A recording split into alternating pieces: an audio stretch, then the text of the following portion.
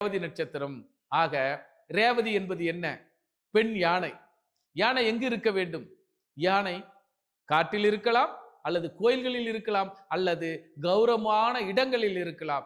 ஆக யானையின் நட்சத்திரமாகிய, குறிப்பாக பெண் யானையின் நட்சத்திரமாக ரேவதி நட்சத்திரத்தில் யார் பிறந்திருந்தாலும், நடப்பு தசாவாக வந்தாலும், அல்லது எத்தனை கிரகம் இருந்தாலும் அவர்களுக்கு இப்பொழுது ஒரு பொன்னான வாய்ப்பு, பொற்கால வாய்ப்பு.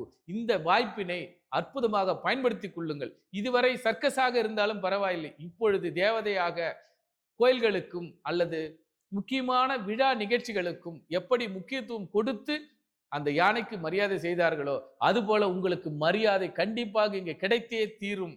இந்த வாய்ப்பினை நல்லா கேட்டுங்க. ரேவதி நட்சத்திரம் நட்புகளை சரியாக தேர்ந்தெடுத்துக் கொள்ளுங்கள்.